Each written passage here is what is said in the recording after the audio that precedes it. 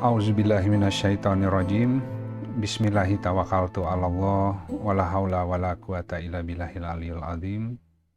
Alhamdulillahirabbil alamin. Assalatu wassalamu ala israfil anbiya'i wal mursalin wa ala alihi wa sahbihi ajmain. Rabbi shrah li sadri wa yassir li amri wahlul 'uqdatam min lisan yafqahu qawli waj'alni wazran min ahli. Assalamualaikum warahmatullahi wabarakatuh.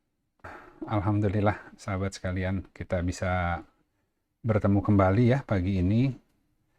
Insya Allah kita ingin tadabbur Al-Quran dan hadis-hadis Rasulullah. Yang ingin kita lihat itu terkait dengan infak dan kecukupan begitu ya. Jadi rizki Allah yang jamin gitu ya bagi seluruh makhluk, seluruh dabah. Nah, tapi dengan rezeki itu kemudian kita bisa berinfak gitu. Tapi seringkali Allah menguji gitu ya. Kadang lapang, kadang sempit. Dan kemudian selalu ada pasangannya gitu. Orang yang dilapangkan tentu harus berinfak. Tapi ketika orang disempitkan, bagaimana kaidahnya nanti kita lihatlah sebagai perbandingan agar adil begitu. Baik, jadi ini judulnya ya, sahabat sekalian, infak dan kecukupan, adab memberi dan adab menerima gitu. Nah, kita lihat dulu di halaman pembuka ada sebuah hadis gitu ya dari Rasulullah Shallallahu Alaihi Wasallam bersabda gitu. Barang siapa yang keinginannya hanya kehidupan akhirat, maka Allah akan memberi rasa cukup dalam hatinya, menyatukan ya, urusannya yang berserakan, dan dunia datang kepadanya tanpa dia cari. Dan barang siapa yang keinginannya hanya kehidupan dunia, maka Allah akan jadikan kemiskinan selalu membayang-bayangi di antara kedua matanya, mencerai-beraikan urusannya, dan dunia tidak akan datang kepadanya kecuali sekedar apa yang telah ditentukan baginya. Ya tentu Allah yang mengatur ya hukum ini karena menghendaki kebaikan bagi manusia, khususnya hamba-hamba yang kemudian bertaubat, berhijrah menuju Allah.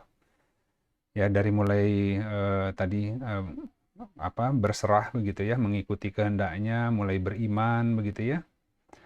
Nah tentu dunia yang tidak hak bagi dia akan Allah tutup gitu kan ya. Karena Allah menghendaki membuktikan begitu ya bahwa Allah senantiasa hadir dan janjinya berlaku gitu. Jadi ketika seorang hamba kemudian tujuan hidupnya adalah beribadah, mengabdi kepada Allah, dia akan temukan bahwa karena dunia ini milik Allah, semua yang menjadi kebutuhannya Allah yang datangkan gitu. Ya tapi ibadah itu artinya bukan hanya yang mahdoh gitu ya, yang sholat, yang zakat gitu ya. Tapi dalam semua aspek nafas kehidupannya itu ditujukan untuk memperoleh ridha Allah. Baik yang sifatnya tadi mahdoh, ibadah yang personal, maupun ibadah terkait dengan bagaimana menggunakan semua sarana yang telah Allah berikan, termasuk diri ini ya, agar ini bisa digunakan menjadi sarana untuk mendekat gitu. Baik, sahabat sekalian, kita tadabbur, nanti mudah-mudahan kita diskusi ya. Harusnya sih banyak persoalan yang bisa didiskusikan karena ini sesuatu yang kita hadapi sehari-hari dan mungkin banyak terjadi kebingungan gitu di dalamnya ya. Nah, kita ingin lihat dulu bagaimana Allah ajari kita ya melalui lisan Rasulullah. Jadi yang pertama kita lihat di Al-Quran, Quran Surat Muhammad gitu ya. Quran Surat 38 ayat 36 sampai 37. Auzubillahiminasyaitonirrajim. Bismillahirrahmanirrahim. Sesungguhnya kehidupan dunia itu hanyalah permainan dan sesuatu yang melalaikan. Jika kamu beriman serta bertakwa, Allah akan memberikan ganjaran kepadamu, dan Dia tidak akan meminta harta-hartamu. Sekiranya Dia meminta harta kepadamu secara mendesak, niscaya kamu akan bersikap enggan atau kikir. dan dia akan menampakkan kemarahanmu atau kebencianmu gitu ya. Jadi sebagaimana kita ketahui sebenarnya di dalam aturan agama Allah tidak menuntut banyak ya kepada manusia itu ya. Misalkan aturan zakat gitu. Zakat juga sesuatu yang sebenarnya ringan-ringan saja gitu ya. Katakanlah kalau zakat perdagangan mungkin 2,5%, kalau zakat profesi ada yang 5%, bahkan ada yang 10%, tergantung kemudahannya gitu. Jadi bentuknya sebenarnya kita juga tidak terbatas kepada aturan yang minimal, tapi juga hal-hal yang melebihi dari zakat maka Allah hitung sebagai infak. Nah, sedekah itu memuat dua hal itu ya. Jadi baik zakat maupun infak yang dikeluarkan semata-mata karena dasar keimanan gitu ya, berharap kepada Allah, maka itu disebut sedekah gitu. Nah, ketika dikeluarkannya bukan karena mengharap wajah Allah, belum tentu disebut sedekah gitu. Karena sedekah dari kata sidik, benar gitu ya.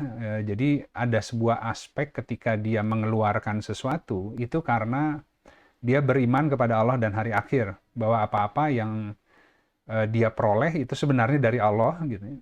Dan kemudian semua yang Allah berikan kepada dia, maka dia harus gunakan kembali untuk pandai-pandai memperoleh ridho Allah gitu. Agar kemudian dia menjadi ridho dengan semua aturan ketentuan lah pengaturan Allah dalam kehidupan ini, karena Allah akan tadi membimbing dia ke jalan yang lebih baik gitu. Tapi kalau orang yang nggak ridho, akhirnya banyak rahmat Allah yang kemudian dia tidak pahami, dia tolak gitu ya. Jadi itu yang dikatakan manusia itu seringkali berdoa untuk keburukan sama cepatnya dengan berdoa untuk kebaikan gitu ya. Ya, ketika seseorang itu berdoa, mohon pertolongan pada Allah agar hidupnya itu menjadi ringan, tidak banyak beban gitu ya di punggungnya, karena semuanya harus diurus sendiri gitu. Semua pilihan harus dipertimbangkan sendiri sesuai akal manusia yang terbatas. Nah, ketika dia menyerahkan itu kepada Allah yang Maha mengatur hidup ini, maka Allah mulai bekerja mengatur. Nah, tapi ketika Allah aturkan, karena dia tidak paham, dia langsung menolak gitu pengaturan itu. Makanya baru tadi berdoa ingin ditunjuki ke jalan yang lebih mudah. Ketika Allah sedang mengaturkan, dia berontak gitu kan ya. Itu jadi berdoa untuk kebaikan dan keburukan sama cepatnya gitu. Ya akhirnya nggak kemana-mana ya, di situ-situ aja gitu. Jadi sebenarnya bagi orang beriman, jelas bahwa ketika dia mengeluhkan kehidupannya ya, itu menjadi syarat akhirnya dia menghalalkan kesulitan gitu ya. Karena sebenarnya kan orang yang kemudian menyuruh Allah membutuhkan kasih sayang Allah begitu ya, Ar-Rahim, itu Allah mulai menarik orang itu ke arah yang Allah sudah sediakan begitu, sebuah jalan yang lebih baik bagi orang itu gitu. Tapi kalau Ar-Rahman kan semua diberi, mau dia beriman, mau tidak beriman, semua orang akan dikasih gitu. Jadi orang yang tidak beriman pun bisa jadi dari kepandaian, harta kekayaan, ya, itu kekuasaan itu bisa melebihi begitu ya. Tapi belum tentu kemudian ditarik oleh Allah menjadi hamba yang kemudian mengenal Dia. Ya. Jadi mereka akan mengecap kebahagiaan yang sifatnya sementara. Dan kemudian ketika ajal datang secara tiba-tiba, barulah nanti di sana akan menyesali gitu. Tapi kalau orang beriman, itu ketika mulai menyerahkan kehidupannya kepada Ar-Rahim, maka hal-hal yang berbahaya gitu, karena mungkin dia masih mengikuti kecenderungan hawa nafsunya, Allah akan koreksi gitu. Jadi akal manusia itu dalam mengenal Allah pun bertahap, tidak sama antara satu dan lain orang itu di dalam ma'rifatullah ya, dalam derajat mengenal Allahnya gitu. Nah, bagi orang yang semakin mengenal Allah, sebenarnya semakin mudah hidupnya. Kenapa? Karena Allah tidak perlu mengkoreksi dari aspek zohir gitu ya. Jadi af'al Allah itu kan perbuatan Allah gitu. Jadi cukup dikasih peringatan, dia langsung istighfar, dia langsung ingat, langsung mengkoreksi gitu. Hatinya sudah bisa tahu kalau ada hal-hal yang kurang baik, Allah nggak suka, itu udah nggak tenang gitu. Dan ketidaktenangan itu akan langsung dia istighfari karena pasti ada dosa gitu. Jadi rasa gelisah, rasa tidak nyaman, rasa mulai, kalau kita melihat kehidupan mulai pesimis aja ya, mulai lemah, mulai semuanya serba susah, itu pasti ada dosa yang menghalangi gitu. Ya, di situ kita istighfar pada Allah agar Allah angkat gitu ya. Jadi tidak boleh berprasangka buruk ya. Karena sebenarnya yang Allah hadirkan itu semuanya sarana agar kita mengembalikan dan mohon pertolongan pada Allah gitu. Nah, jadi tadi ketika seseorang itu akalnya belum bisa memahami ya ajaran-ajaran, maka Allah bantu hidupnya langsung yang diatur gitu. Tiba-tiba banyak jalan yang ditutup gitu. Tiba-tiba bisnis lagi maju, tapi mungkin niatnya melenceng, mulai mengejar dunia, Allah mulai bikin banyak masalah di sana gitu kan. Ya hal seperti itu gitu. Jadi semakin kita mengenal Allah, semakin kita lebih smooth gitu. Tapi dua-duanya rahmat gitu. Bayangkan kalau seandainya orang yang akalnya belum bisa mengenal Allah, tapi kemudian Allah biarkan gitu ya. Dengan kecenderungannya, itu yang disebut istidraj. Jadi Allah yang membiarkan dia dengan semua nikmat yang Allah kasih untuk bermaksiat gitu. Jadi yang terkumpul ya setiap hari dosa demi dosa gitu. Hingga akhirnya waktunya habis gitu. Tapi kalau mukmin itu Allah tidak biarkan istidraj. Ya, ada sesuatu yang salah dalam pola geraknya, dalam pola pikirnya, langsung Allah kasih peringatan, langsung Allah kasih bantuan. Kadang-kadang bentuknya dengan jalan-jalan yang tadi akan mencelakakannya ditutup gitu. Atau rizkinya tadi sedang lagi diberikan baik, tapi orangnya kemudian dengan rizki yang banyak itu lupa. Dia lalai kan karena tadi terhadap dunia itu. Mulai menginginkan hal-hal yang sifatnya mungkin hanya duniawi. Ya maka Allah mulai tutup gitu si rizkinya tadi sehingga dia tidak bisa berbelanja gitu. Itu kadar Allah gitu. Itu kadar Allah. Nah, jadi sahabat lihat di sini ya di Quran surat Muhammad, Allah itu tidak meminta harta secara mendesak gitu. Aturannya adalah ya kalau dikasih kelapangan, dikasih kecukupan, dikasih sarana penghasilan yang baik, kalau memenuhi nisab ya, aturan zakat, maka keluarkan zakatnya, itu hak Allah. Ya. Itu untuk pembersih harta kita. Di sana ada bagian untuk 8 asnaf, fakir, miskin ya, dan seterusnya. Karena kalau kita tidak keluarkan, artinya ada bagian orang lain yang tertahan di harta kita. Gitu. Maka itu akan mengotori yang harta secara keseluruhan gitu. Nah, tapi kemudian setelah zakat dia bayar, masih ada surplus lah gitu ya. Maka kemudian dia juga harus bertanya, ini kok Allah kasih lebih ya dari kebutuhanku ya. Jadi kalau melebihi kebutuhan, jadi kalau manusia itu dikasih rizki yang sifatnya tadi hartalah begitu ya, kemudian dia belanjakan untuk kebutuhan hidupnya dan masih ada sisa, semakin banyak sisanya, semakin aneh-aneh itu mulai pemikirannya gitu. Mulai investasi, mulai nyiapkan sarana-sarana untuk masa depan, seakan-akan Allah nggak akan ngasih rezeki lagi gitu. Jadi seakan-akan dia harus mengupayakan sendiri dari sisa yang ada, dia harus puter-puterin agar ini terus berkembang gitu. Kadang-kadang masuk ke sarana yang riba begitu ya. Padahal ada infak di sana gitu. Nah, infak ini adalah mekanisme untuk melebarkan rizki kita gitu. Semakin banyak orang menanggung gitu ya di dunia ini ya, semakin dibesarkan salurannya masuk karena dia menjadi bendahara ya, yang kemudian Allah alirkan rizki yang besar, yang dengan rizki yang besar itu dia diberi amanah untuk kemudian membagi-bagikan sesuai yang Allah ajarkan lah begitu ya. Nah, kemana arahnya itu ada ketentuannya di Al-Quran ya, dan di hadis juga banyak gitu.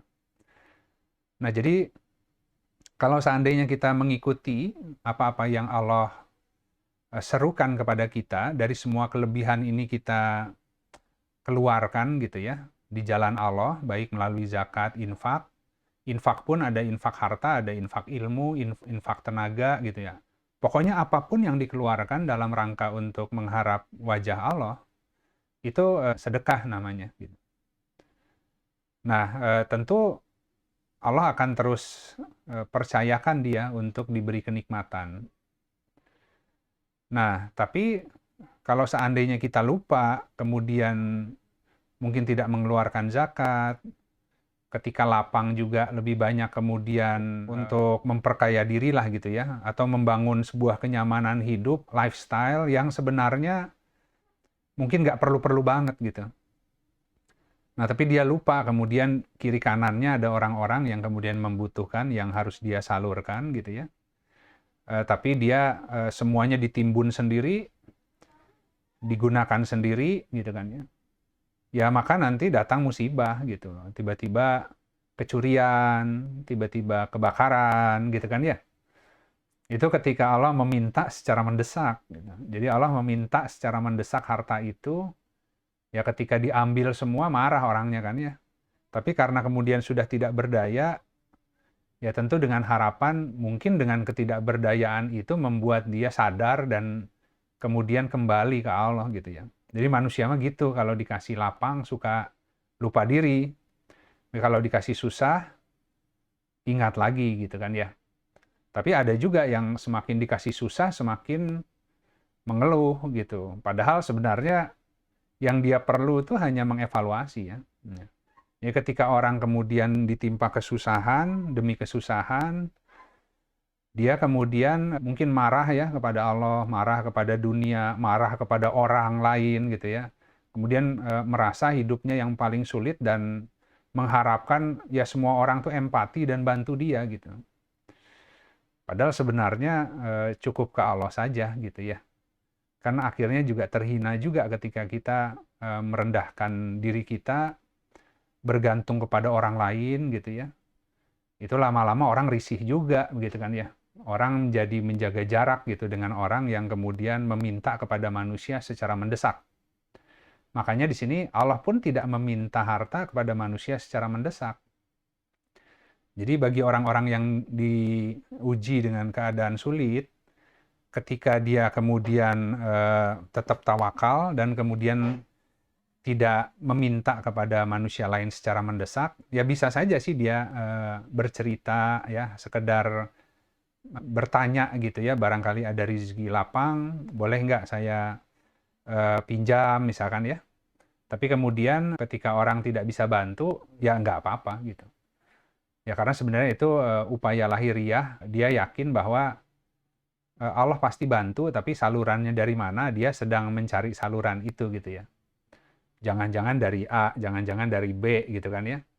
Itu boleh-boleh saja gitu. Tapi ketika dia mulai meminta secara mendesak, artinya dia jadi menyelisihi Allah. Kan kita harus mengikuti Allah ya.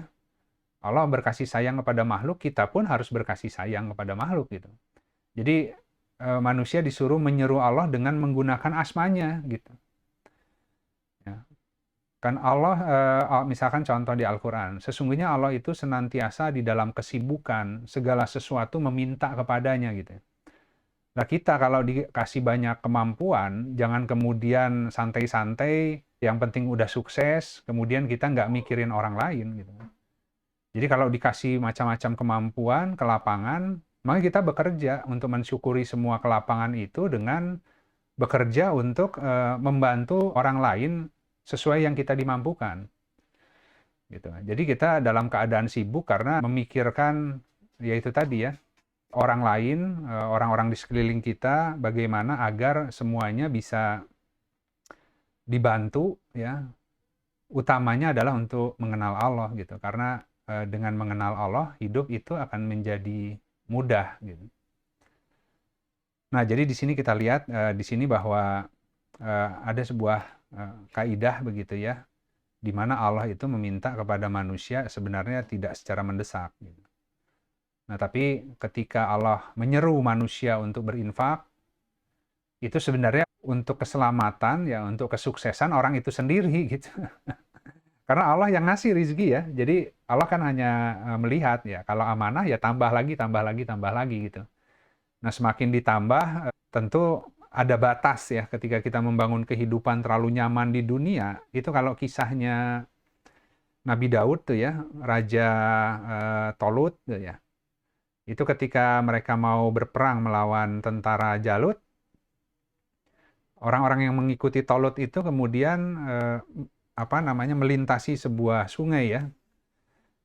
Nah, mungkin sudah dalam perjalanan yang cukup jauh, melelahkan, mau ke medan perang, tapi kemudian ketemu sungai. Kemudian rajanya mengatakan jangan diminum gitu, kecuali seciduk tangan.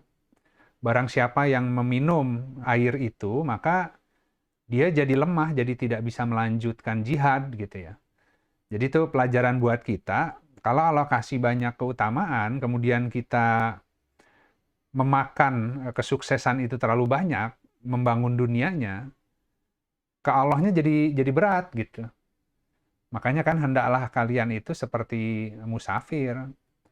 Karena dunia ini sifatnya sementara, tujuan kita kembali ke Allah begitu. Nah, itu yang orang sering lupa gitu, bahwa kita ini dalam proses hijrah, sampai mati kita hijrah ya. Sudah sampai sejauh mana hijrahnya? Ya masing-masing harus bertanya ke diri sendiri. Atau apakah tujuannya masih kepada Allah atau tidak gitu. Karena kan usia kita nggak tahu kapan ya, sampai kapan gitu. Nah, kita terus hijrah ke Allah hingga mudah-mudahan sampai. Tapi ketika ajal datang, hijrahnya belum selesai, tapi sedang dalam proses hijrah, masih niatnya ingin kembali kepada Allah, maka itu yang kemudian Allah sampaikan mereka gitu, karena niat hijrahnya itu. Nah, kita lihat selanjutnya. Ini ada hadis riwayat Abu Daud gitu ya. Rasulullah Shallallahu Alaihi Wasallam bersabda, barang siapa ya yang menimpanya sebuah kemiskinan atau kemelaratan begitulah ya, kesulitan, lalu merendahkan dirinya, menunjukkannya kepada manusia, maka kemiskinannya itu tidak akan hilang. Dan barang siapa yang merendahkan dirinya atau menunjukkannya kepada Allah, maka Allah akan mempercepat kekayaan baginya. Baik dengan kematian yang dekat ataupun dengan kekayaan yang cepat. Gitu. Bayangin hari ini kita lagi pusing masalah kehidupan ya. Gimana bayar hutang, gimana besok, gimana dan sebagainya. Tiba-tiba malam nanti wafat gitu. Itu dikatakan orang yang wafat dalam keadaan buruk sangka pada Allah gitu. Ya. Kan nauzubillah min zalik ya. Lagi pusing dengan semua kehidupan hari ini, pas meninggal, pas malam tidur nggak bangun lagi gitu. Tidur dengan serba keraguan gitu, seakan-akan hidup ini nggak Allah urus gitu ya. Bahaya itu gitu ya. Jadi kan yang seharusnya adalah ya sudah kita hadapi masalah hari ini, ketika malam hari kita serahkan semua ke Allah ya. Besok hari baru lagi gitu.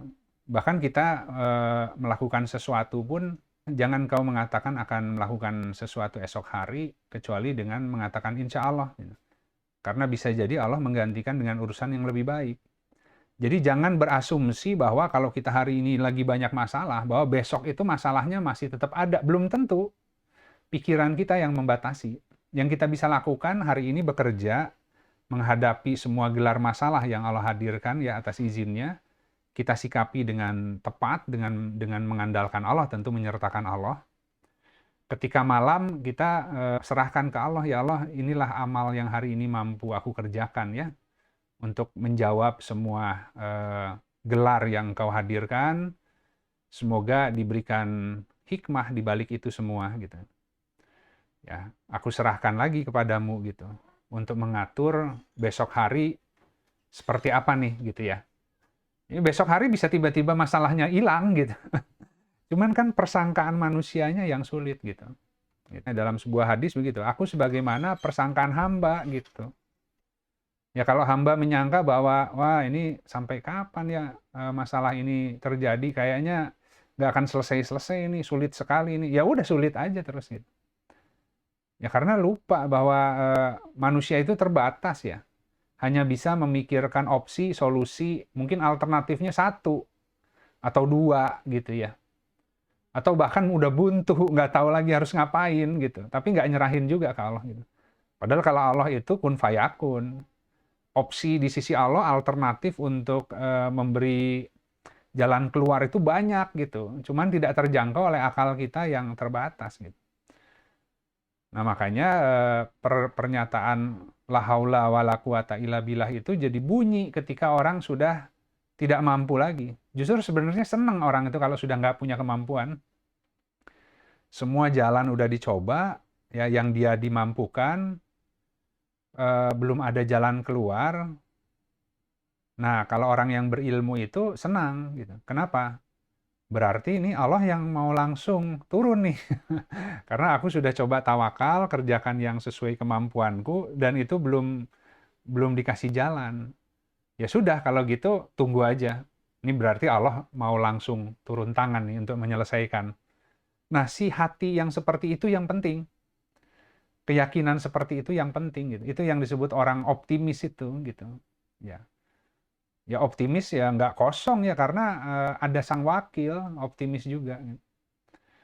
Ya seperti kita gitu. Urusannya banyak, masalahnya banyak. Kemudian kita mendatangi orang yang kita anggap mampu membantu kita gitu kan.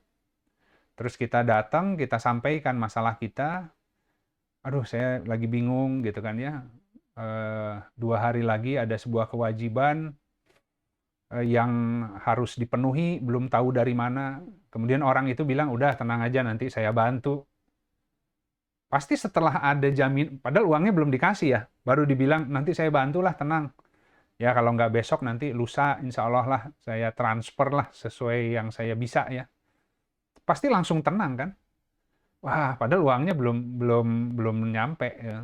Baru dengan kalimat ada yang ngejamin istilahnya.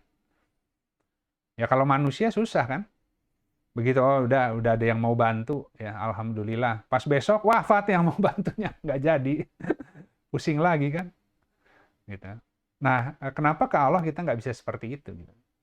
Jadi ketika kita menyerahkan kepada Allah ya, mewakilkan kepada Allah hal-hal yang di luar kuasa kita, maka hati kita harus yakin, harus tenang. Ya sudah diserahin ke Allah. Allah yang ngatur nanti gimana caranya, kapan waktunya. Ya. Nah, seringkali kita lemah di situ. Gitu. Jadi keyakinan itu yang kemudian menghambat doa ya. Makanya kan doa itu cepat atau lambatnya itu karena keyakinan gitu. Kalau minta pada Allah itu ya harus yakin. Kalau udah minta, tenang. Kalau ke Allah sih nggak mungkin nggak ditolong gitu ya. Tapi kan akhirnya ragu gitu. Bener nggak nih Allah akan tolong? Ya kok belum kelihatan tanda-tandanya, arahnya dari mana gitu kan. Waduh harus cari backup nih gimana. Nah itu tuh diuji ketika lagi dalam kondisi seperti itu. Sebenarnya begini, jadi akidah yang lurus itu akan menyelamatkan seseorang dari keterpurukan. Gitu. Makanya di sini kan kalau ditimpa sebuah kemiskinan, kesulitan, kemudian merendahkan diri di hadapan makhluk, ya nggak jadi solusi. Lama-lama akhirnya dia akan ya semakin terdesak, waktunya semakin dekat tadi ya, karena sudah harus mungkin membayar banyak kewajiban, akhirnya makin mendesak juga ke manusianya kan. Tolong dulu lah, tolong bantulah dulu kali ini dan semua terus gitu. Ya orang yang tadinya mau bantu juga akhirnya jadi nggak nyaman gitu. Kalaupun bantu, itu hatinya sebenarnya terpaksa gitu. Nanti kita lihat ya bagaimana seorang Nabi Rasulullah Shallallahu Alaihi Wasallam, orang yang tidak pernah menolak permintaan gitu. Tapi kemudian Rasulullah juga menyampaikan di kalimat akhirnya gitu ya, ya terhadap orang-orang yang tadi meminta mendesak seperti apa. Meskipun Nabi memberikan, tapi kemudian ada berkahnya yang hilang di sana gitu. Padahal Nabi yang ngasih ya. Nah, jadi kita kembali akidahnya harus benar. Kalau enggak, akan semakin terpuruk gitu. Jadi kenyarisan dalam hidup itu harus berani sampai ke ujung gitu. Makanya itu yang disebut tauhid itu kan diajarkan oleh Nabi Ibrahim alaihissalam ketika mau dibakar di dalam apinya Raja Namrud gitu. Datang malaikat Jibril menawarkan pertolongan, mau nggak dibantu gitu. Nabi Ibrahim mengatakan tidak darimu gitu. Jadi aku nunggu pertolongan Allah aja lah gitu. Tiba-tiba ketika dimasukkan dalam api, si apinya langsung jadi dingin gitu. Jadi kalau seorang nabi bahkan diuji oleh Allah dengan malaikat yang menawarkan bala bantuan gitu. Ya. Kalau kita ya ada yang sifatnya makhluk, ada yang jin, ada dan sebagainya gitu ya, yang nawarin bala bantuan, datang sarana yang haram pun, tapi dimudahkan, tiba-tiba kita bilang, jangan-jangan ini dari Allah nih, karena saya memang lagi butuh banget. Mungkin ada dispensasi buat saya gitu. Jadi kita mudah sekali karena apa namanya ya, mungkin ilmunya belum sempurna, jadi mudah ditipu gitu, masuk jebakan. Padahal sampai ujung Allah ingin lihat gitu. Siapa yang berpegangan pada buhul tali yang kuat, yang kepada Allah itu tidak akan kecewa gitu ya. Tapi SOS kita itu seringkali, coba aja setiap kali ada kesulitan, jatuh tempo, hadapi dengan baik, itu lihat dulu, nggak kiamat kok. Ya.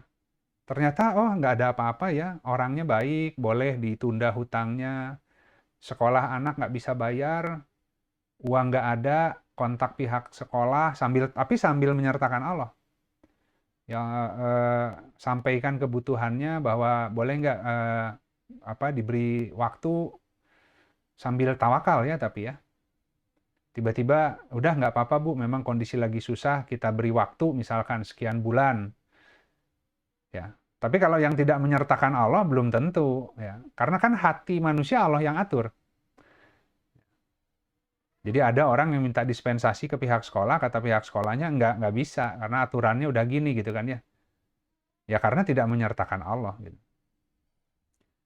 Ya belum tentu dari arah sana ya, Allah bisa kasih dari arah yang lain-lain gitu. Nah, itu sahabat-sahabat. Jadi kita terpuruk itu karena akidah yang salah.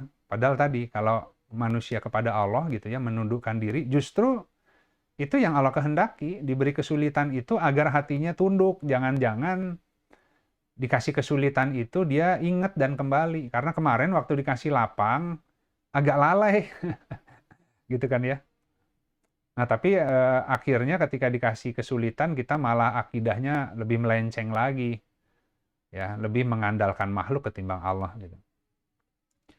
Nah, kemudian kita lihat berikutnya, ini juga ada hadis ya, riwayat Muslim. Ini Rasulullah Shallallahu Alaihi Wasallam bersabda, janganlah kalian meminta-minta dengan mendesak. Demi Allah, tidak seorang pun jua yang meminta kepadaku yang tidak kupenuhi permintaannya. Tetapi seseorang yang kuberi dengan hati enggan, maka ia tidak akan diberkahi dalam pemberian itu. Jadi seorang nabi pun yang tidak pernah menolak permintaan ya ketika memiliki sesuatu gitu ya, kecuali tidak ada, nabi akan mengatakan ya nggak ada gitu.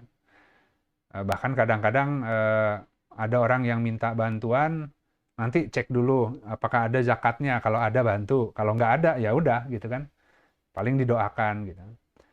Nah ini ketika ada seorang Arab Baduy yang meminta terus-menerus kepada Nabi gitu, kemudian Nabi berikan, Tapi kemudian ya terus-menerus ya mendesak gitu.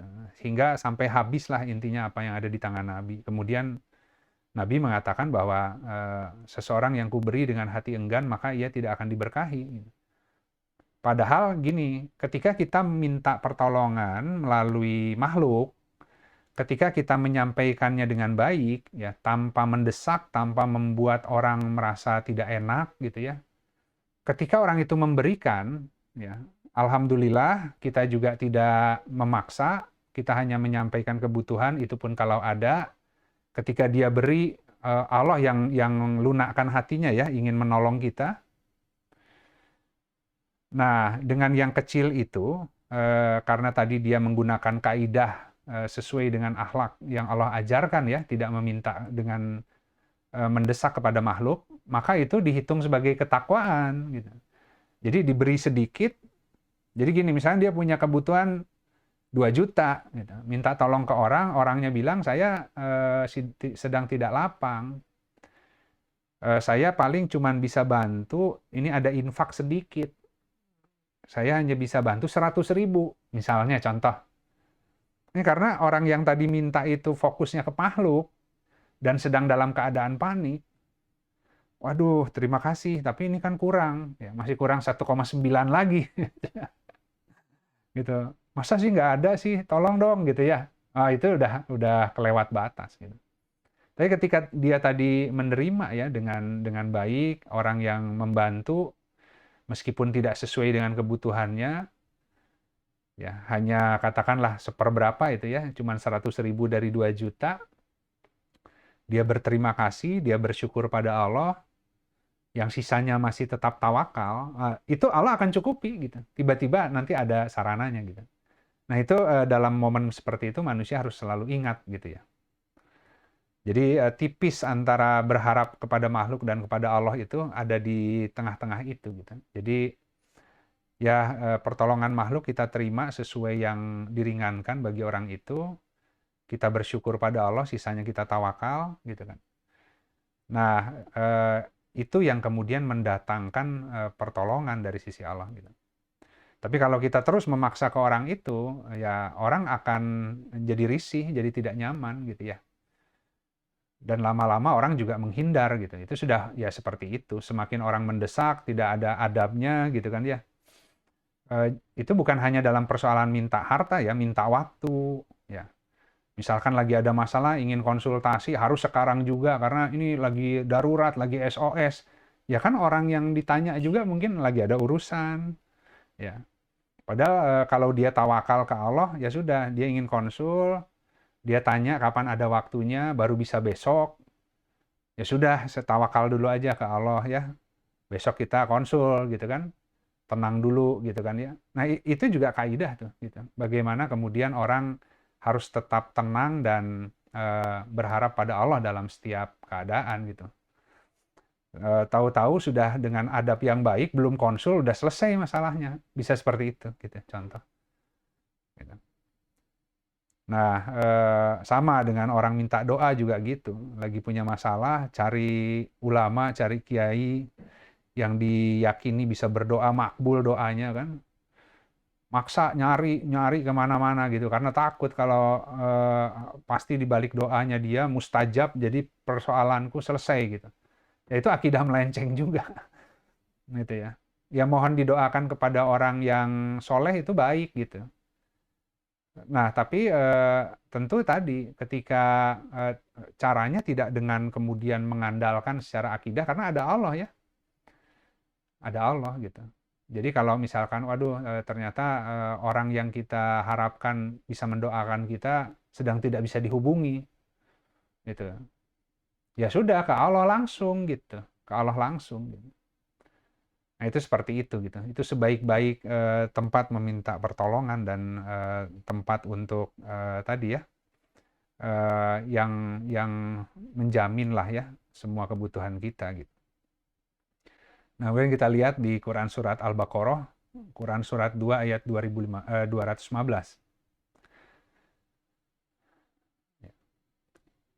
Mereka bertanya kepadamu tentang apa yang harus mereka infakkan. Jadi ini terkait dengan infak itu kemana sih urutannya ya? Jadi harta apa saja yang kamu infakkan hendak diperuntukkan bagi kedua orang tua, karib kerabat, anak yatim, orang miskin, dan orang yang dalam perjalanan, gitu. Ibnu Sabil. Dan kebaikan apa saja yang kamu kerjakan, maka sesungguhnya Allah Maha mengetahui. Jadi sebenarnya itu ada kaidah gitu. Kenapa dari orang-orang yang terdekat? Karena kita tahu betul keadaannya, gitu. Jadi orang tua dulu lihat, kalau orang tuanya mampu ya berarti tidak perlu infak ke sana dari kelebihan kita gitu ya. Kalau orang tuanya tidak mampu, bahkan anaknya mampu, itu orang tuanya langsung dipelihara. Itu jadi kewajiban bagi anaknya kan. Ketika dia kecil, orang tuanya yang melihara. Ketika anaknya sukses, berinfak ke orang tuanya yang tidak mampu, hitung-hitungan gitu. Itu nggak seperti itu gitu. Jadi kita yang menanggung, kalau perlu secara full kita yang menanggung orang tua, ya. Itu justru mendatangkan berkah gitu dalam harta kita. Meskipun mungkin atau kita pun terbatas, kita tetap menanggung orang tua dengan yang kita mampu gitu ya. Itu justru mendatangkan keberkahan nanti dari sisi Allah. Nah setelah itu karib kerabat. Nah yang disebut karib kerabat ini bukan harus keluarga, tapi orang yang dekat gitu ya. Jadi yang paling utama kalau dia dekat dengan keluarga atau dengan sahabat gitu kan, dengan orang-orang mukmin mungkin ya yang dipersaudarakan dalam keimanan, orang-orang yang terdekat gitu. Karena dia kenal betul orang yang meminta itu, orang yang dia berikan infak kepadanya itu memang orang yang membutuhkan atau enggak gitu. Dan apakah dia orang yang tawakal juga ke Allah atau enggak gitu. Karena kalau yang datang ngemis-ngemis, kemudian tadi memaksa, kaidahnya langsung berbeda, bukan infak lagi gitu. Itu ya tetap infak, tapi infaknya itu kasih sekedarnya.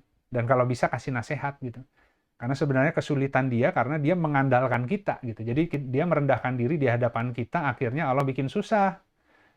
Makin kita terus-menerus bantu, makin ke kita terus datangnya gitu. Jadi alih-alih kita nolong, kita malah merusak akidahnya gitu.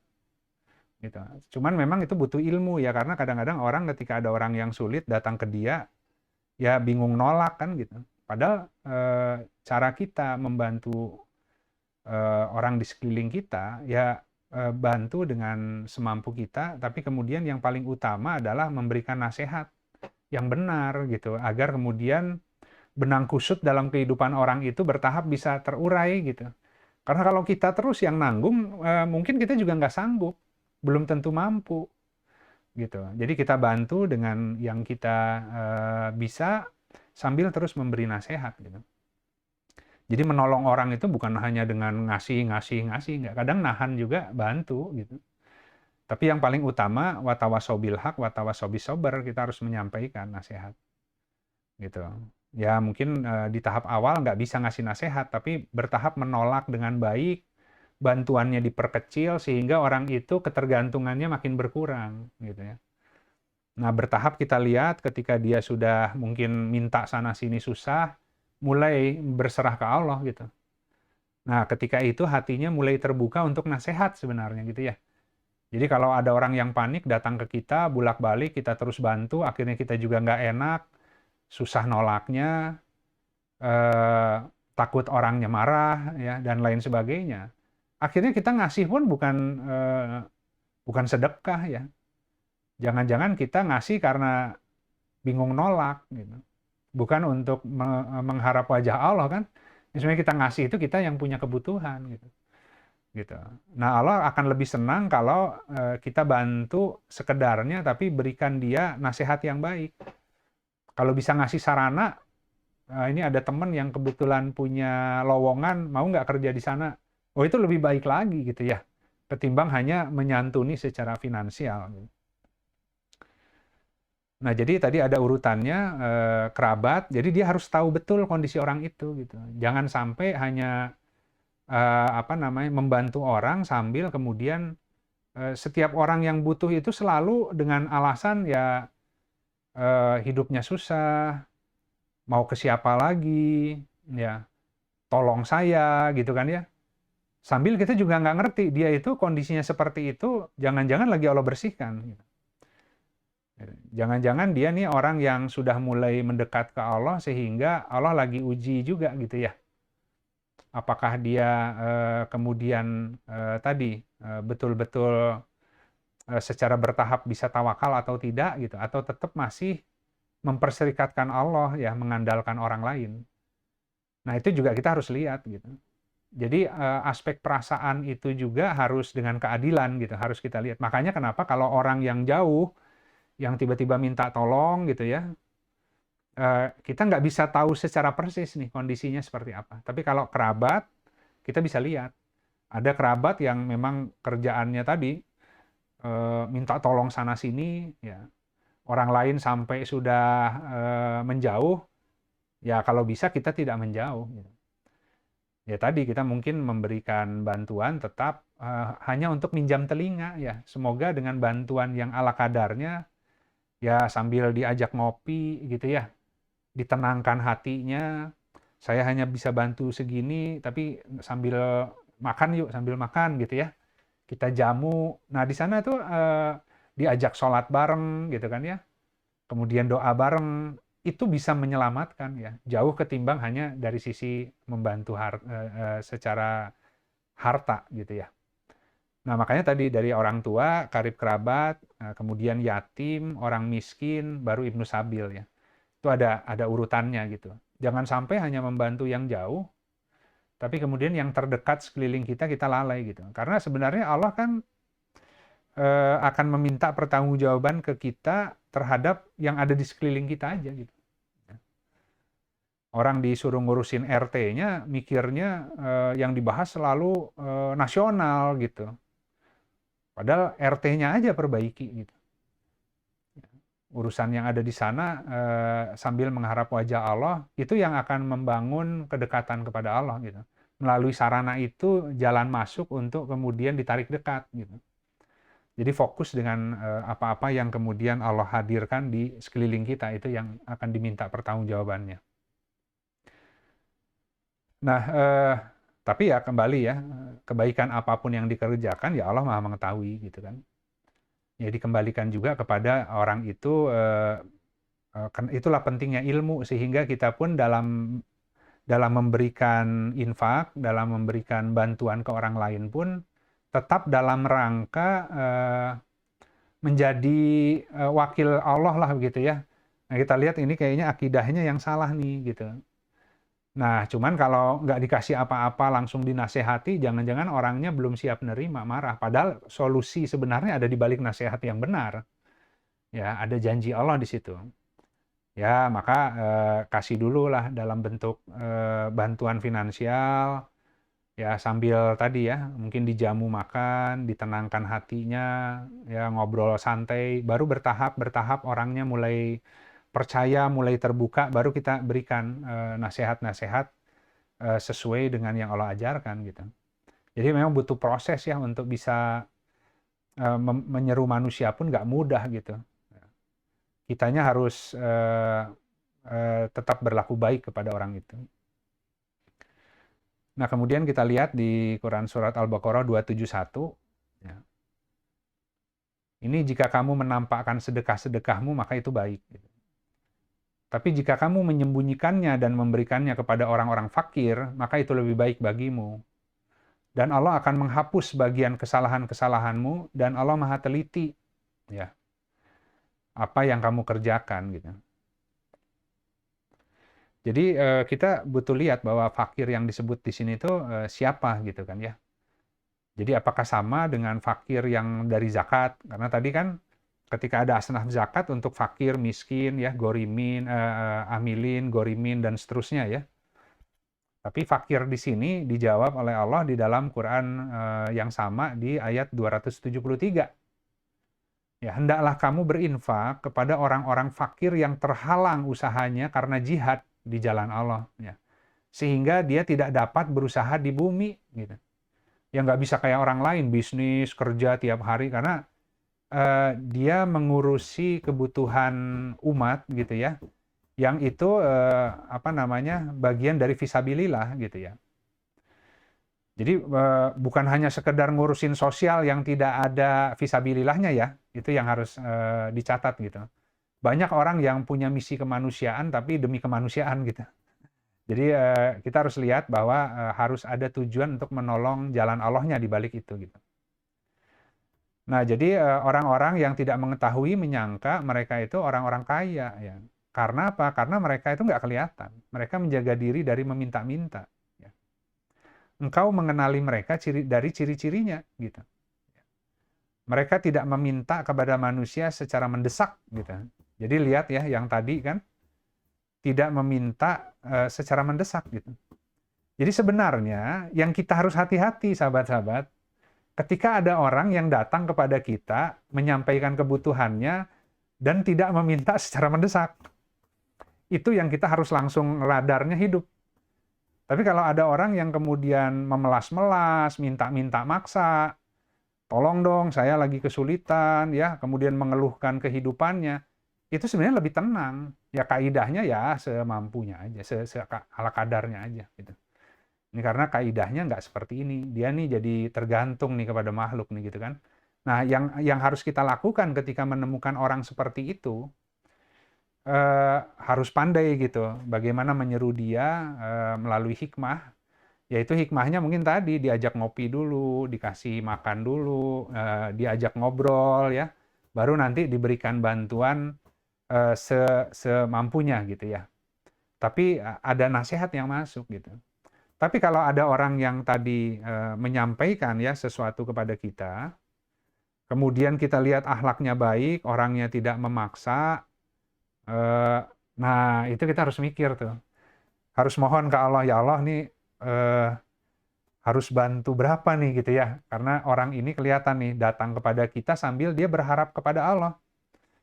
Justru karena dia berharap kepada Allah, ya Allah yang jamin tuh sebenarnya. Ya, mudah-mudahan kita dapat saluran infak yang hak gitu. Yang ketika kita kemudian membantu orang itu, ya, kemudian Allah ganjar kita tadi dengan menghapuskan ya hal-hal yang buruk di kita gitu dan memperbaiki keadaan kita gitu. Nah, jadi mereka ini adalah orang-orang yang tidak meminta secara mendesak gitu kepada makhluknya. Nah, kembali lagi apapun yang kamu infakkan dari kebaikan, maka Allah sesungguhnya Allah Maha mengetahui gitu. Ya Allah tahulah gitu ya. Ya Allah ganjar sebenarnya kita berinfak kemanapun ya, bahkan ketika salah pun Allah ganjar gitu. Tapi kalau dengan ilmu benar karena dalam rangka untuk menolong agamanya Allah, itu lain. Jadi bisa jadi infak yang keluar sama. Misalkan nih, kita dalam sebulan keluar infak senilai 1 juta gitu. Kita ada alokasi infak yang kita tolong orang, tapi kemudian kita mohon ke Allah agar diberi sarana yang hak untuk mengeluarkan infak tadi. Karena infak itu kan yang melebihi kebutuhan. Nah, itu memang sifatnya investasi. Jadi kalau tadi orang yang sudah belanja, ada sisanya, kemudian mulai aneh-aneh mikirnya, mulai ditaruh, diputer-puter di macam-macam sarana karena untuk masa depan. Padahal Allah itu setiap waktu ngasih rizki. Justru kalau orang kemudian mengandalkan sarana manusia, seakan-akan ya sudah, karena sudah punya sarana sendiri, berarti kan nggak butuh yang dari Allah gitu. Ya Allah kurangi nanti gitu. Tapi kemudian ketika dia semakin mengandalkan sarana investasi dan tabungan yang milik dia, bisa Allah hilangkan sekaligus nanti, ada musibahnya gitu. Kalau Allah menghendaki kebaikan buat dia. Kalau enggak sih ya lancar-lancar aja gitu ya. Nah, jadi itu sahabat-sahabat, ini adabnya ketika ada orang yang datang kepada kita meminta, bukan meminta, bertanya, atau tadi ya silaturahmi, kemudian kita lihat orangnya ini tidak mendesak dalam meminta, kaidahnya lurus ya, akidahnya lurus. Kita yang pressure-nya ada di kita. Ntar dulu nih, saya harus bantu nih kayaknya ya, tapi berapa ya dan sebagainya gitu ya. Itu kita ngukur sesuai dengan yang dimampukan juga.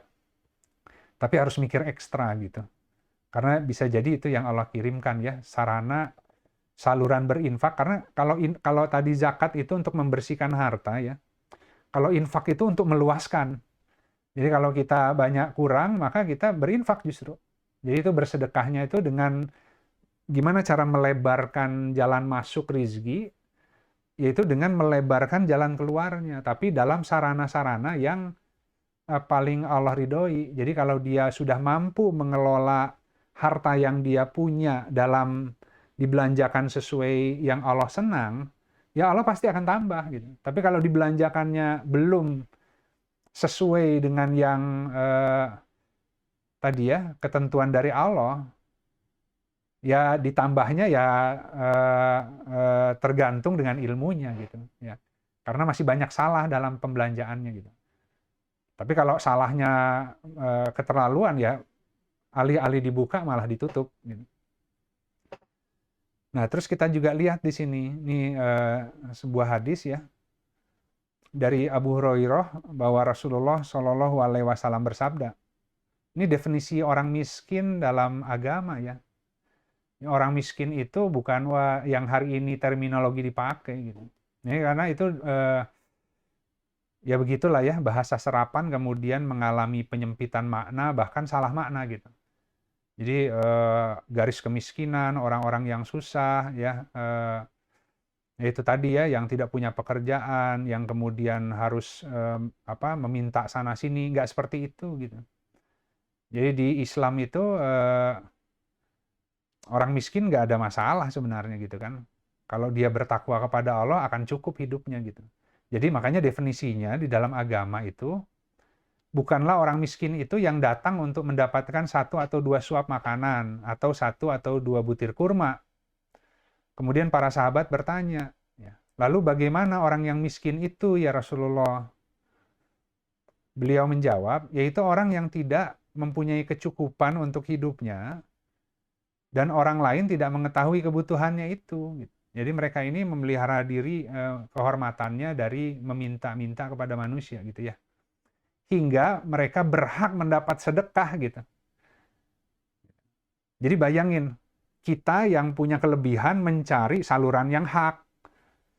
Nah, yang berhak mendapat sedekah itu definisinya harus dari Allah, dari Rasulullah ya yang menyampaikan ke kita gitu. Jadi justru tadi kalau misalkan ada hak sedekah, jadi gini, kalau orang itu ingin jadi bendahara Allah, dia harus pandai memasangkan harta dan kelebihan yang diberi hari ini, pasangannya siapa gitu. Makanya kan kaidahnya gitu. Hadisnya begitu ya. Orang yang ditimpa kesulitan gitu, maka hendaklah ia bersabar gitu. Tapi jika ia bersyukur, maka itu lebih baik baginya gitu. Gitu kan ya. Jadi ya dengan semua kekurangannya ya sabar dulu, tapi kemudian ya udah syukuri aja yang ada, kita kelola dengan optimal lah gitu ya, dengan sebaik-baiknya. Jangan-jangan nih kebutuhan yang tadinya cuman cukup seminggu bisa jadi 1,5 minggu lah gitu kan ya. Syukuri aja yang ada, sisanya nanti kita tawakal gitu. Justru dengan bersyukur malah ditambah nikmatnya gitu. Nah itu kaidah bagi orang yang sedang diuji dengan kesempitan. Tapi bagi orang yang diberikan dalam bentuk kekayaan, kelapangan, maka kaidahnya adalah adalah baik jika ia bersyukur ya.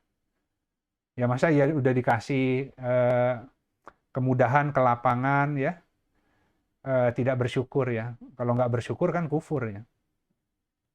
Jadi adalah baik jika ia bersyukur, tapi lebih baik lagi jika ia bersabar gitu. Bayangin. Terbalik ya. Jadi dia diberi harta yang banyak, dia bersyukur ya.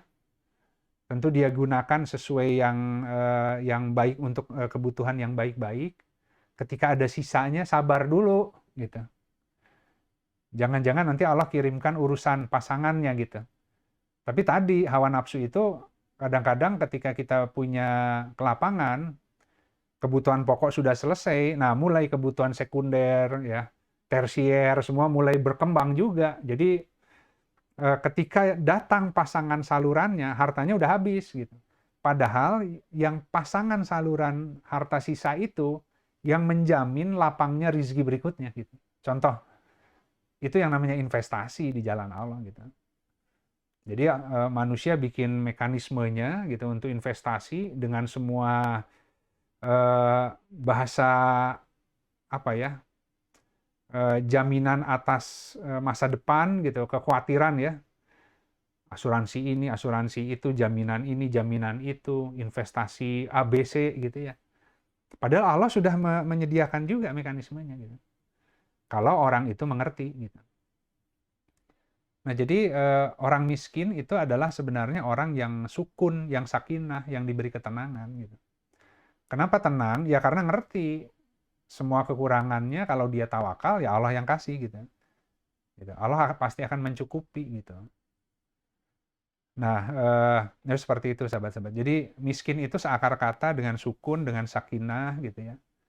Jadi orang miskin bukan orang yang kemudian panik ya ketika dalam kondisi yang terbatas, justru dia ya santai saja gitu. Dia diberikan ketenangan, dia yakin bahwa dia belanja sesuai yang ada aja gitu. Ya kurangnya ke Allah nanti gitu. Sambil dia kemudian bekerja sesuai yang dimampukan gitu. Jadi beda dengan pengemis ya. Nah, tadi kita butuh saluran memang gitu ya. Kita butuh saluran. Jadi bekerja sesuai yang paling dekat, dimudahkan. Allah kan bisa kasih rezeki lewat saluran mana aja. Yang penting apa namanya? Ya kita tetap kerjakan apa yang hari ini dimampukan aja gitu. Ya sebenarnya kalau Allah bisa pakai sarana bisa enggak gitu ya. Tapi kaidah umumnya kalau memang kita dimampukan maka coba dikembangkan sebuah jalan yang paling mudah ya, entah jual apa gitu ya yang dimudahkan. Barangkali di tetangga ada orang yang punya produk, kita nggak punya produk, kita ingin jadi reseller, kemudian kita coba ya tawarkan dagangan dia dapat komisi gitu ya. Tapi sering juga orang nggak cukup kebutuhannya lewat jalan itu. Kenapa? Karena ngandelin komisinya, bukan ngandelin Allah. Jadi sebenarnya sangat tipis tuh. Ya, dia butuh sarana agar Allah turunkan rizki di sarana itu. Nah, sarana yang terdekat ada tetangganya yang punya produk, maka dia menawarkan diri ingin jadi reseller gitu. Nah, ketika dia coba menjajaki lah ya pembeli, tiba-tiba laris gitu. Karena Allah mau ngasih rizki, udah jadi komisinya dibanyakin buat orang itu gitu. Jadi itu hanya sarana untuk tawakal ke Allah sebenarnya gitu. Jadi nggak bisa tawakal tuh dengan kosongan gitu ya. Karena kan tidak turun hujan emas dan perak dari langit. Nah, ambil sarana terdekat, tapi sebenarnya sarana ini cuman kantong sambil ini Allah tuh kalau ngisi harus ada kantongnya gitu. Itu contoh seperti itu gitu, sahabat-sahabat. Jadi kalau orang buntu itu seringkali ngelihatnya terlalu jauh. Dia harusnya ngelihat yang terdekat gitu. Ya, ketika orang ngambil yang terdekat, dia lupa menyertakan Allah, nggak jalan juga gitu ya. Jadi dua-duanya tuh harus selalu ingat gitu. Nah ini tadi ya, di Quran Surat Al-Fat, Quran Surat 48 ayat 4, dialah yang telah menurunkan ketenangan ke dalam hati orang-orang mukmin untuk menambah keimanan mereka atas keimanan mereka yang sudah ada. Gitu. Dan milik Allah lah bala tentara langit dan bumi. Dan Allah maha mengetahui, maha bijaksana. Jadi semua tentara bumi itu milik Allah ya, dan langit. Dunia ini pun milik Allah ya. Allah bisa tundukkan kapanpun kepada orang yang dia kehendaki. Gitu. Tiba-tiba semua sarana ngebuka, tiba-tiba semua kemudahan itu dibuka gitu, karena buminya didatangkan dalam keadaan tertunduk ya bagi orang yang kemudian tidak menduakan Allah ya, yang hanya kepada Allah gitu berharapnya. Terus dia berzikir, bertasbih, mendekat kepada Allah, dia hadapi sesuai kondisi yang ada dengan tawakal, ya, ya Allah akan tundukkan dunia datang gitu. Ya bertahap ya, sesuai dengan keyakinannya bertambah, sesuai dengan tadi pengharapannya kepada Allah bertambah. Allah akan terus berikan bukti-bukti. Betul nggak orang yang bertakwa, orang yang bertawakal itu akan diberi tadi jalan keluar dan rizki dari arah yang tak diduga, akan diberi kecukupan. Itu Allah hendak membuktikan gitu. Tapi kan level ketawakalan dan ketakwaan setiap orang ya itu nggak sama. Jadi dia butuh bertahap gitu membangunnya. Tapi ketika bertahap, Allah akan mulai buka juga sesuai dengan tahapan keyakinan itu gitu. Jadi sebenarnya kalau orang yang Allah turunkan ketenangan dalam hatinya, hidup sesulit apapun nggak akan guncang gitu. Ya, ya itu yang kadang-kadang seringkali dikasih kesulitan hidup, guncang panik gitu. Nggak pernah lihat banyak orang lain yang lebih susah, selalu memposisikan diri menjadi orang yang paling sulit dan harus dibantu. Semua orang tuh harus ngerti dia gitu. Nah itu sebenarnya ya orang ya kurang pengenalan ya terhadap Allah, terhadap kehidupan gitu. Nah itu yang memang kita harus bantu bagaimana caranya memberi nasihat yang baik dengan mungkin pancingannya bantuan-bantuan yang dia butuhkan, tapi mungkin sesuai yang kita mampu ya. Tapi yang paling utama adalah kita berusaha untuk memberikan nasihat agar bertahap dia bisa keluar dari keterpurukan itu dengan semakin mengandalkan Allah. Gitu. Baik, itu mungkin sahabat-sahabat yang bisa di-share hari ini terkait dengan masalah infak, masalah rizki, ya, masalah hati harus tetap berharap hanya kepada Allah gitu ya. Semoga ada manfaatnya. Silakan jika ada diskusi atau pertanyaan kita mungkin bisa bahas. Assalamualaikum warahmatullahi wabarakatuh. Ya memang tidak pernah mudah ya Kang Wawan ya. Jadi hal yang saya sampaikan ini kan ya kajian tentang sabar, tawakal, ya takwa itu mudah dikatakan, dijalaninya luar biasa beratnya. Dan tidak semua orang mungkin jadi sulit gitu. Jadi tadi karena ini masuk ke aspek hati.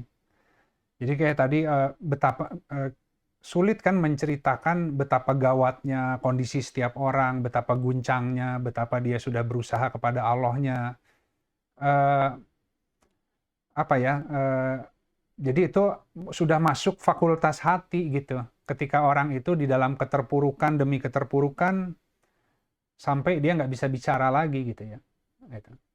Nah, apa namanya? Nah makanya kenapa tawakal itu sulit karena kalau sekarang ya, misalkan saya nih, saya mengalami terus-menerus lah kondisi itu ya, yang alhamdulillah sampai hari ini pun banyak kondisi kefakiran sebenarnya ya. Ya, tapi itulah luar biasanya kalau Allah sudah pernah membuktikan itu, akhirnya ya udahlah. Lagi ada masalah, kasus yang berat misalkan dalam kehidupan, hadapi saja gitu. Ternyata ketika dihadapi, betul tidak ada apa-apa kalau memang benar menyertakan Allahnya gitu. Kenapa bisa sampai kepada kesimpulan dan keyakinan itu? Karena sudah berkali-kali Allah buktikan gitu. Tapi si hatinya kadang-kadang udah pernah dibuktiin pun ketika kita mau tawakal lagi pun sering datang tuh, aduh nanti gimana ya ini, kita kalah dengan kepanikannya gitu. Tapi sampai berserah diri total itu memang nggak mudah gitu. Makanya saya hanya bisa bercerita kepada teman-teman gitu ya. Sebenarnya ayat-ayat yang disampaikan tadi itu saya ngalami, tapi ketika mau nyampaikannya terbatas gitu karena bahasa hati ya, bahasa rasa disampaikan dalam bahasa kalimat. Apalagi sekarang seperti gagah-gagah aja nyampeinnya ya, seperti ringan gitu kan, ingin memberi optimisme kepada teman-teman agar yakinlah, bahkan kalau berani tabrakin aja temboknya itu. Kalau kita udah berusaha, kemudian tadi ya sampai titik kelaparannya istilahnya gitu ya, coba masuk ke situ. Ya. Kadang-kadang Allah ngasih pertolongan justru di ujung gitu, dan ujungnya itu selalu ditambah gitu. Dulu saya pikir kalau sudah berhasil bertawakal ke Allah itu hidupnya apa namanya ujiannya jadi ringan. Enggak, ujiannya makin berat gitu, batasnya makin jauh gitu. Jadi kalau orang sudah punya ilmu itu, jadi gini, kalau orang ilmunya terbatas, ketika dia minta, kadang pertolongan Allah itu cepat gitu. Ya. Tapi semakin kita menambah keyakinan, nambah keimanan, nambah ilmu, pertolongannya itu suka ditaruh di ujung gitu. Supaya, kan tadi, orang-orang yang sudurnya Allah lapangkan untuk berserah diri. Sudur untuk bisa berserah diri itu, karena kan akan masuk cahaya iman dan sebagainya, itu nggak mudah. Caranya adalah kapasitas diluaskan itu ditarik gitu. Jadi kesulitan hidupnya itu jadi banyak, kemudian bantuannya di ujung, tapi ketika dia kemudian tetap yakin dan tawakal ya sampai ujung, si keluasan hatinya nerima apapun menjadi lebih kokoh gitu. Itu yang sulit saya sampaikan bahwa makanya itu kemarin Indra kalau nggak salah kan posting ya orang-orang yang paling besar ujiannya para nabi gitu. Kemudian setelah itu baru yang di bawahnya ya. Ada Siddiqin, ada syuhada, ada solihin, ada mukmin. Semakin tinggi kedudukannya di sisi Allah, semakin besar ujiannya. Tapi tadi hatinya pun semakin lapang gitu. Kemampuan yakin dan tawakal ke Allahnya semakin lapang. Nah, kalau hari ini sebenarnya tadi yang membuat kita berat, jadi sebenarnya ujian yang dihadapi hari ini oleh setiap orang, saya yakin itu bukan ujian terberatnya gitu. Ujian terberatnya belum datang gitu ya. Hari ini ujian itu ujian sesuai dengan level keimanannya. Nah, cuman yang membuat dia kemudian tadi istilah Kang Wawan itu jadi ekstra berat itu karena ada unsur hawa nafsu gitu. Jadi hawa nafsu itu yang menangis sebenarnya. Hawa nafsu itu yang berteriak ya. Kok sampai gini-gini banget gitu ya. Kalau misalkan tadi kita nggak berani minta ke orang lain kecuali orang-orang yang dekat. Nanti bertahap bahkan ke orang dekat pun nggak ngomong gitu. Nggak berani masuk ke sana misalkan ya. Tapi bertahap ya sambil menyertakan Allah. Jadi ada dialog yang intens memang dengan Allah dalam kaidah bertawakal itu. Nah, yang memudahkan itu memang harus dalam grup memang. Jadi kalau seandainya misalkan gini, saya nggak tahu Kang Wawan punya kawan bicara atau enggak gitu kan ya di dalam menghadapi gelar kehidupan harian yang harus tawakal ke Allah dengan semua apa ya kondisi keterbatasan atau keterpurukan yang Allah izinkan terjadi gitu. Nah kadang-kadang menghadapi itu sendiri nggak berat gitu, nggak ringan gitu. Tapi ketika ada komunitas bisa mendiskusikan, kemudian setiap orang syiar nikmat dengan testimoni, dulu saya ngalami begini, saya berserah kepada Allah, wah rasanya itu takutnya luar biasa, tapi saya coba kokoh saja gitu ya, berpegang pada Allah dengan semua kelemahan diri itu. Ternyata ada jalan begini, begitu ya.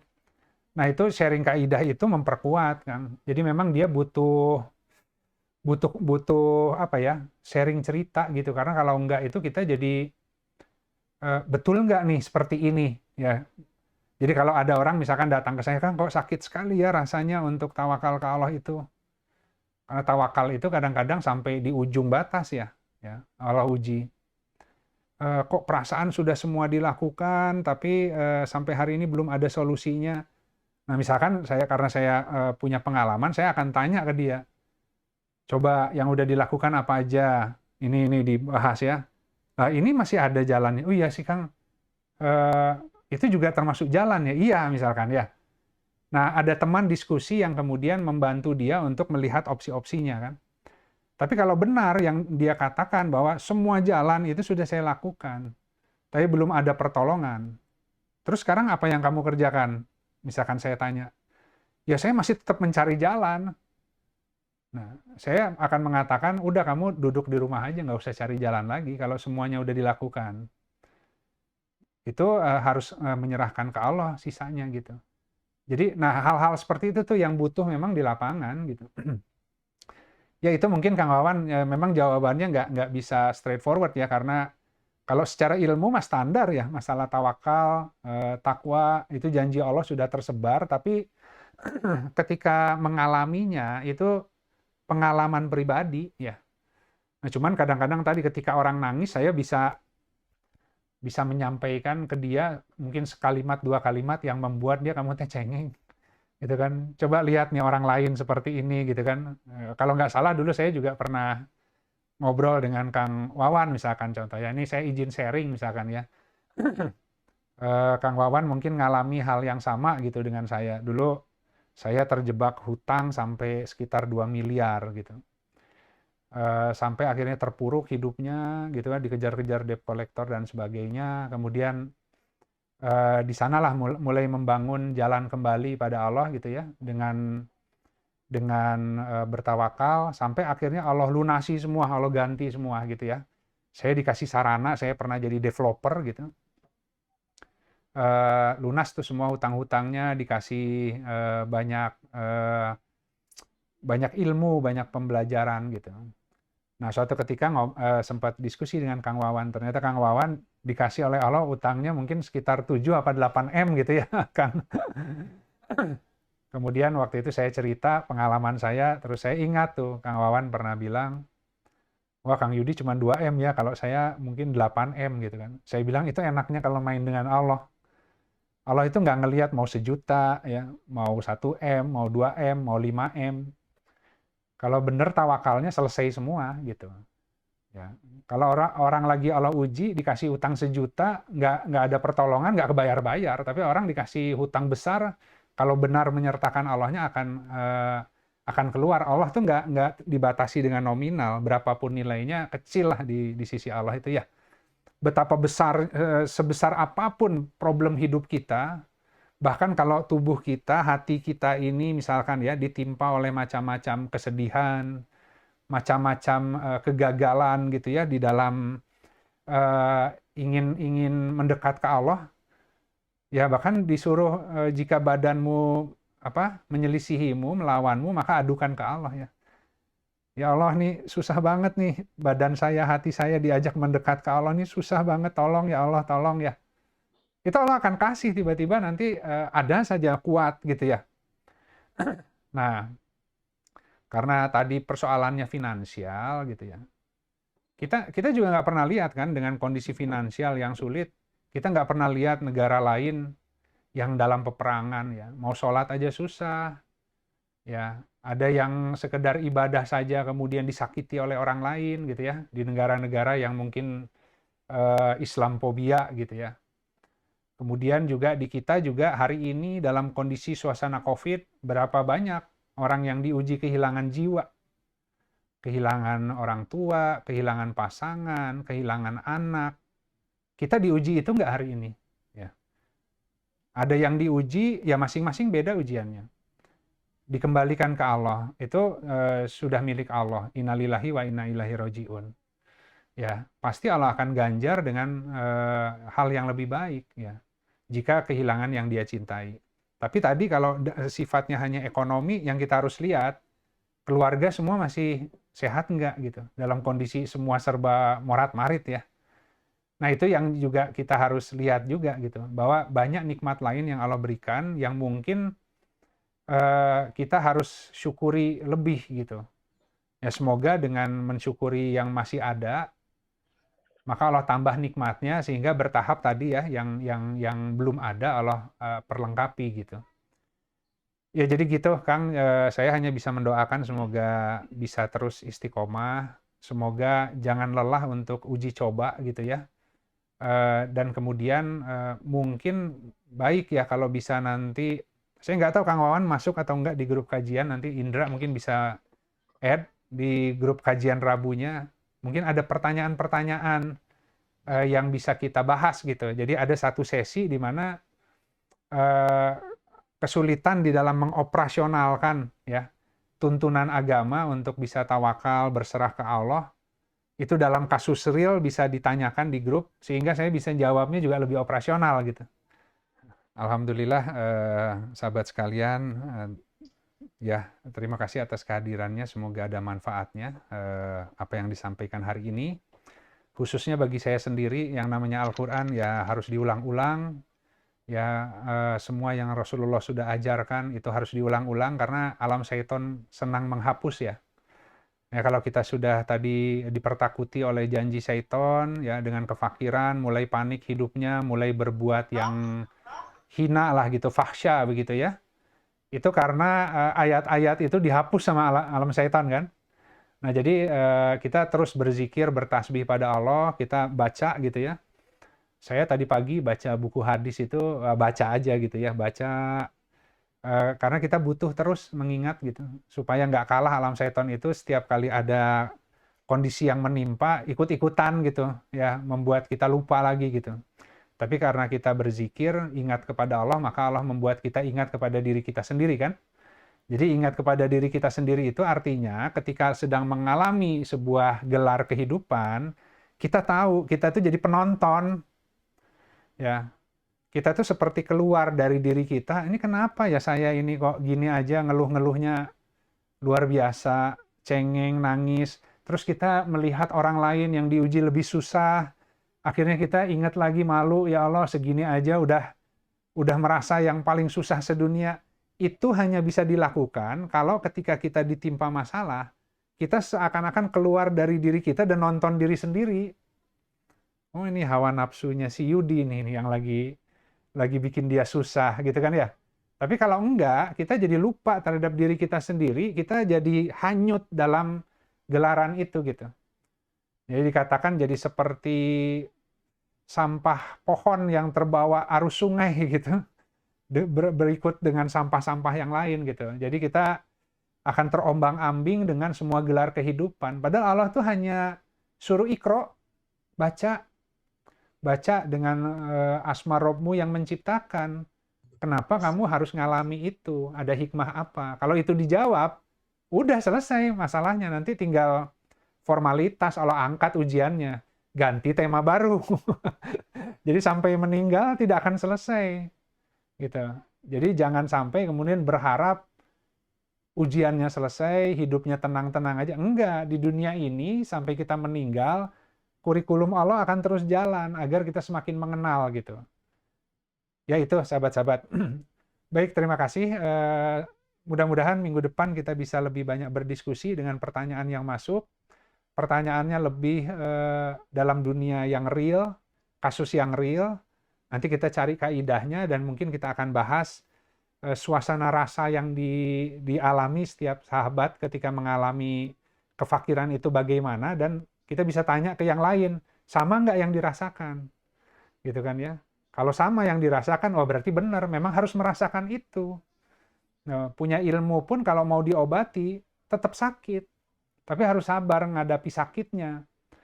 Ya, melalui sakit itu justru Allah buang tuh kan lagi diangkat hal-hal yang kemudian membuat dia sengsara sebenarnya. Nah, rasa sakit itu pelan-pelan yang tidak hak Allah buang. Masa gara-gara dunia aja nangis? Ya, orang nangis itu nanti kalau kehilangan akhirat, kalau kehilangan dunia sih biasa aja. Kehilangan harta. Nah, lebih berat lagi kehilangan jiwa, ya. Jadi kehilangan tuh ada bentuk yang lebih berat gitu. Gitu. Baik, itu aja sahabat-sahabat. Terima kasih banyak. Insya Allah kita sama-sama akhiri ya kajian siang ini dengan beristighfar kepada Allah, dan kita akhiri dengan kafaratul majelis. Astagfirullahaladzim. Allazi la ilaha illa huwal hayyul qayyum wa atubu ilaik. Subhanakallahumma rabbana wa bihamdika asyhadu alla ilaha illa anta astaghfiruka wa atubu ilaik. Subhana rabbika rabbil izzati amma yasifun, wassalamun alal mursalin, walhamdulillahi rabbil alamin. Wassalamualaikum warahmatullahi wabarakatuh. Waalaikumsalam warahmatullahi wabarakatuh.